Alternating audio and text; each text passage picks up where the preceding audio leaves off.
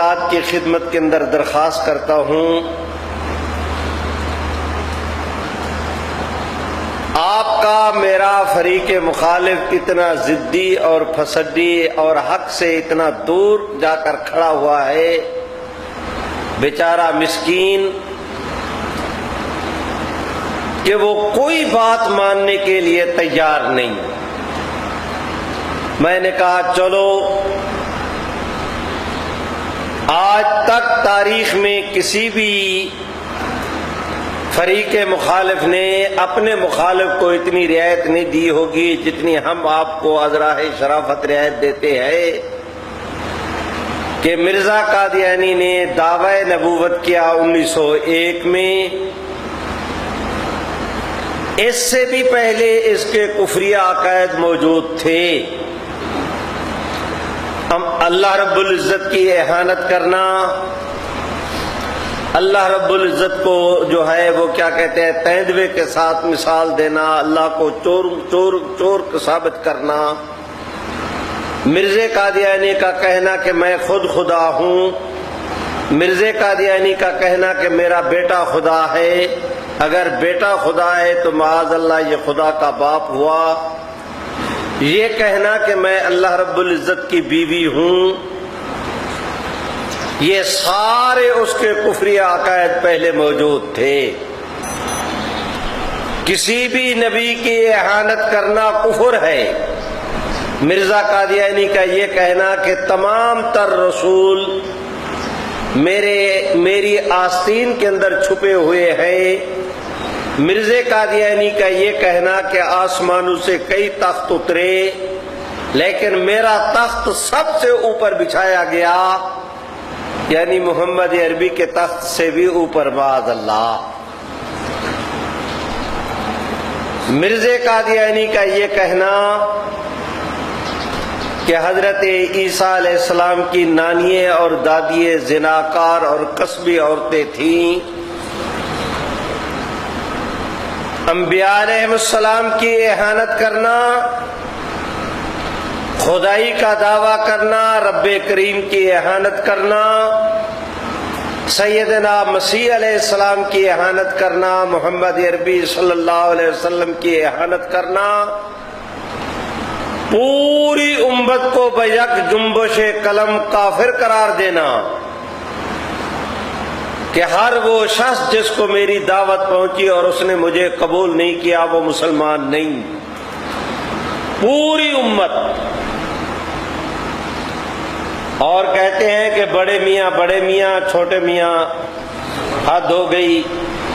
اس مرزا محمود قادیانی نے یہ کہا کہ جو شخص مسیح موعود کو نہیں مانتا، چاہے اس نے مسیح موعود کا نام بھی نہ سنا ہو، وہ بھی کافر اور دائرہ اسلام سے خارج ہے۔ جو مرزا قادیانی کو نہیں مانتا، چاہے اس نے مرزا قادیانی کا نام بھی نہ سنا ہو، وہ سارے کافر اور دائرہ اسلام سے خارج ہیں۔ یہ تمام تر دعوی مرزا قادیانی اور اس کے ماننے والوں کے یہ کفریہ عقائد پہلے سے موجود تھے۔ 1901 میں ایک اور کفر کا اضافہ ہوا کہ اس نے دعویٰ بھی کر دیا۔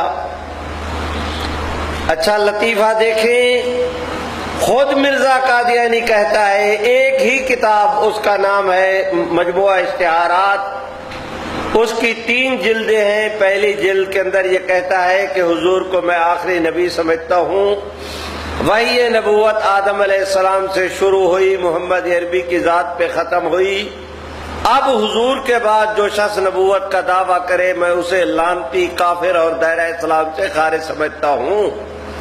حضور کے بعد جو نبوت کا دعویٰ کرے میں اس کو لعنتی، کافر اور دائرہ اسلام سے خارج سمجھتا ہوں۔ جو حضور کے بعد نبوت کا دعویٰ کرے، اسی کتاب کی 3 جلد کے اندر لکھا کہ پس ہمارا دعویٰ ہے کہ ہم نبی اور رسول ہیں۔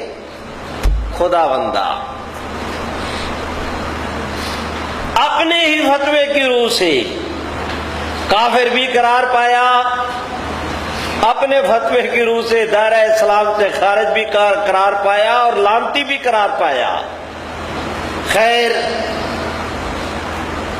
میں آپ دوستوں کی خدمت کے اندر درخواست کرتا ہوں،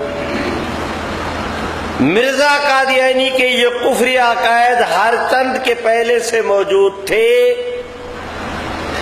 لیکن اس نے ایک اور کفر کا ارتکاب وہ 1901 کے اندر کیا کہ دعوی نبوت کیا۔ ہم نے قادیانیوں سے کہا کہ بہت آسان ہے، مرزا غلام قادیانی کی کوئی ایسی کتاب 1901 سے ہوا نا اس مسئلے پر اختلاف، 1901 سے پہلے کی کتاب ہو، خاتم النبیین کا اس کے اندر لفظ ہو، مرزا قادیانی نے جو اس خاتم النبیین کا ترجمہ کیا ہو، آپ بھی وہ تسلیم کر لیں، ہم بھی اس کو تسلیم کر لیتے ہیں۔ میرے خیال میں اس سے بڑھ کر دنیا کے اندر رعایت دینا ممکن نہیں جو ہم نے اپنے فریق مخالف کو دی۔ چنانچہ مرزا قادیانی کی کتاب ہے، کتاب کا نام ہے ازالہ اوہام، اس کے اندر مرزا قادیانی یہی قرآن مجید کی آیت لکھتا ہے، ما کان محمد ابا احد من رجالکم ولکن رسول اللہ و خاتم النبیین، کہ نہیں ہے محمد عربی صلی اللہ علیہ وسلم تم میں سے باپ کسی مرد کے، لیکن وہ اللہ کے رسول ہیں اور ختم کرنے والے نبیوں کے۔ خاتم النبیین کا خود مرزا قادیانی نے ترجمہ کیا، ختم کرنے والے نبیوں کے۔ لیکن کیا کیا جائے اس امر کا؟ قادیانی میرے تو کیا بننے تھے، اپنے باپ کے بھی نہیں بن رہے، میرا نہیں بنتا نہ بن، اپنے باپ کا تو بن۔ لیکن ان بندگان خدا کے مقدر کے اندر یہ بھی نہیں، یہ مرزا قادیانی کے اس ترجمے کو بھی ماننے کے لیے تیار نہیں۔ اب میں قادیانیوں سے کہتا ہوں کہ ایک اور آسان راستہ ہے، خداوند کریم کا ترجمہ، محمد عربی کا ترجمہ، اہل لغت کا ترجمہ، خود غلام قادیانی کا ترجمہ تم نے ان کو تسلیم نہیں کیا۔ اب خاتم النبیین کی بحث کو چھوڑ دیتے ہیں، ایک اور راستہ استعمال کرتے ہیں، اور وہ یہ کہ خاتم کا لفظ ہو، جمع کی طرف مضاف ہو، مرزا نے جو ترجمہ کیا ہو تم بھی مان لو، ہم بھی مان لیتے ہیں۔ اب میں خاتم النبیین کی بحث نہیں کر رہا، مطلق خاتم کی بات کر رہا ہوں کہ خاتم کا لفظ ہو، جمع کی طرف مضاف ہو، جیسے خاتم النبیین میں النبیین جمع ہے، خاتم کا لفظ اس کی طرف مضاف ہے۔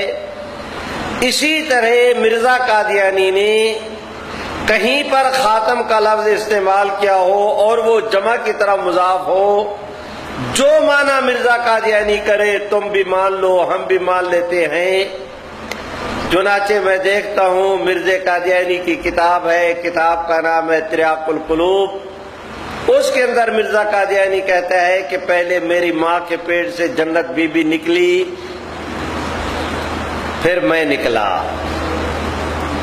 یہ نکلا کیا ہوتا ہے قبلہ؟